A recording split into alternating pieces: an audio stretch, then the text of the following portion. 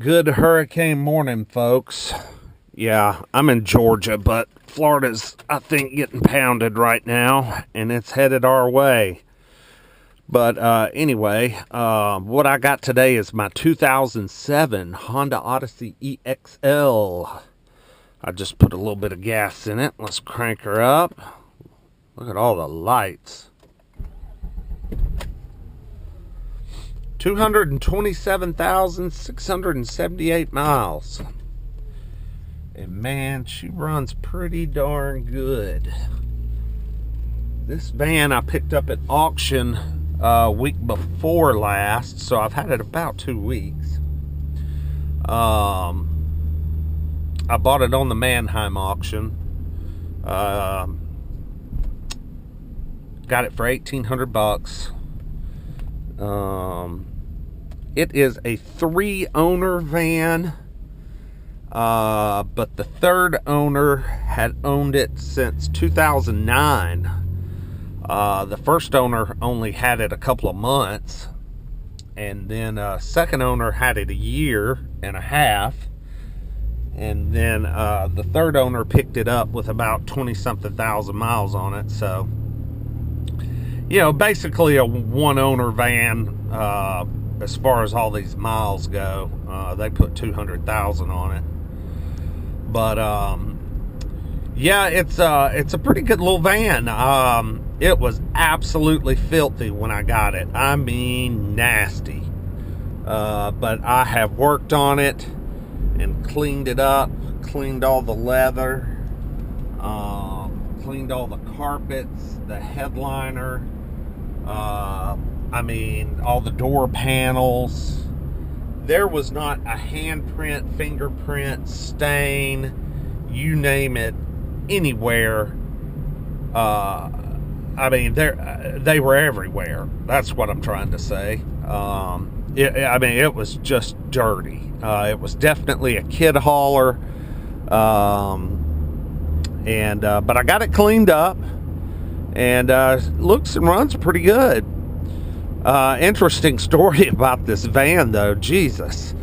I bought it online, and I went the very next day and picked it up in Atlanta. Very smooth process, paying and picking up. Probably the easiest trip I'd ever made down to the auction. Sorry about the sun, guys. It's early Sunday morning. And when I went to go jump in the van to drive out and head home, someone had broken into the van and robbed all of the dash and controls for the AC, and they had also stolen the glove box latch and lock. So I've got it zip tied shut. I eBayed this whole panel here, including the climate controls, for $45 off eBay, which I think is a steal, considering, you know, this is a pretty nice climate control with rear controls. It's dual zone, it's auto. So I was tickled to death. Everything just plugged up. All I had to do was plug in the hazards, plug in the dome light, and one plug for the climate control, and I was off and running. And this car has good AC and good heat. Everything works great. Actually, I can't find anything on this car that does not work. Everything works perfectly. 227,000 miles, again, like I said. It's been maintained very well. In the past 2 years, the fuel tank has been replaced. Don't know why. Transmission service, tune-up, timing belt change was done at about, I think it was 187. So the timing belt is fairly current.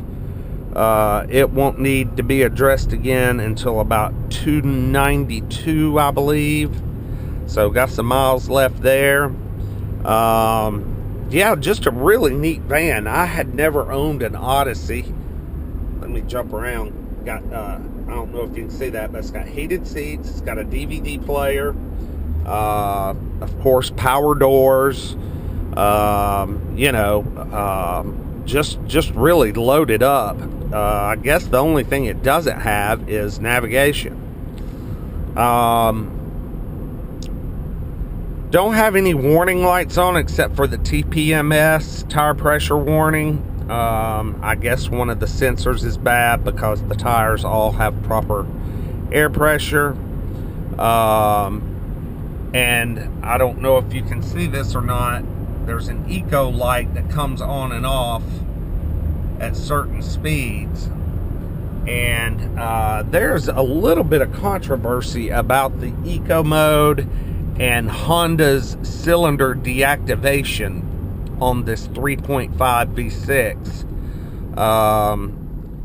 Apparently there was a massive lawsuit over certain years, 2005 through about 2009 or 10, over 1.6 million vans affected.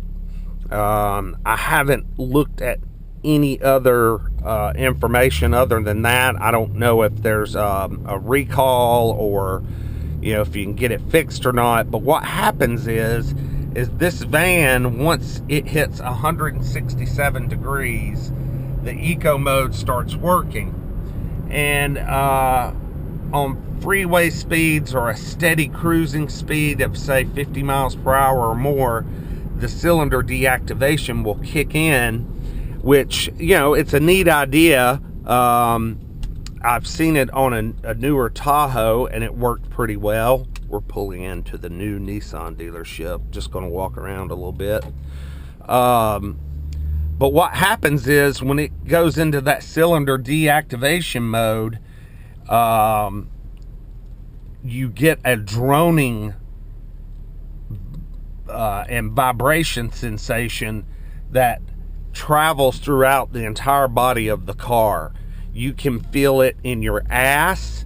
The rear view mirror goes to complete blur. It's rendered useless. It's just a real fine vibration and drone that is just a miserable experience when you're driving the van. I have learned about some bypasses on the internet. Some people have created some little bypasses, and basically it's pretty simple. We'll do a little walk around while we're here at the dealership. They're closed today, of course, on Sunday. But apparently what you do is, sorry for my shakiness, sorry. Let's see. It is this plug right here. Let me double check. I think I'm right on that. Yes, it's that plug right there. Or maybe this plug. There's a plug right under that cover there. It's one of these two. And basically what it is, someone has made a little dongle about this long, and you plug it into here and then plug the dongle into there, and then it has a temperature gauge where you can adjust it based on what part of the country you live in. And what it does is pretty much keeps the engine temperature from reaching that 167 degrees, and the eco mode never comes on. So therefore, if eco does not come on, the cylinder deactivation never activates. It's about an $80 little plug. I was just about to order mine and get it in until I had an incident happen with this van. So before I spend any more money on it, I've got to see what's going to happen with the car insurance. I had owned this van. Let me just digress a minute. Listen how quiet this engine is. I mean, to have 227,000 miles, Let's do the camera test like I did on my mom's Lexus. Yeah, I think you're getting a little more vibration on this one. But still, it's a pretty darn quiet and smooth engine. I actually think the engine could use some motor mounts. I'm feeling a little more, during acceleration, I feel just a slight vibration of just the motor in general, especially on startup. I think it could use a set of motor mounts. I mean, they're not, desperate, but they're getting close. But anyway, let me shut this and I'll tell you about the insurance claim. So after I picked up the van, excuse me, after I picked up the van and went through the whole ordeal with the stolen dashboard and climate control and all that good stuff, I'd owned the van about 48 hours and I was headed to work in Chattanooga. Had to come to a pretty strong stop at a red light. Looked in my rearview mirror and the kid behind me in his Chevy Equinox could not get stopped in time. So he popped me right there, which of course forced the bumper out, okay? A truck, a big F-250, was turning in the middle of a turn, and I caught the corner of his bumper. It did no damage to his truck, because, big F-250, but, yep, caught the corner of that. So I've already had an estimate done, and it looks like it's going to be about $3,068 at one location. That's what they quoted me. So I'm not going to spend any more money on the van until I find out if they're going to fix it or if they're just going to total it. Because, a 10-year-old Honda Odyssey with 227,000 miles, it's probably worth $3,500 max. So, who knows? They may just cut me a check, total it, and drive away. I'm going to try and negotiate something, maybe pay me out and let me buy the van right back, or pay me something and let me keep the van. I just don't know yet. But yeah, whatever happens, I'll let y'all know and keep you updated. The DVD, like I said, all still works on this thing. Headphones are still here. I've got a piece. I'm not real sure where this goes. To be a kid hauler, this van, I mean, it's got a few stains, but the carpets are pretty clean. This is kind of cool. Look at that. Got a big storage area down there. That's nice. The power doors still work. I mean, albeit they are a little bit noisy. The van's got a pretty good set. Oh, another thing that was replaced I noticed on the Carfax was the power steering pump and rack had been replaced not too long ago. It's got a fairly decent set of Firestone tires, matching all the way around. They have pretty good tread on them. Sorry for my dirty wheels. I haven't given this thing a bath. I've got the third row folded down into the floor. It folds flat into here, and you got a big deep area there, but got nice cargo space and still have room for 5. But yeah, pretty cool little van. Let's see what happens with the insurance, and I'll keep you guys posted.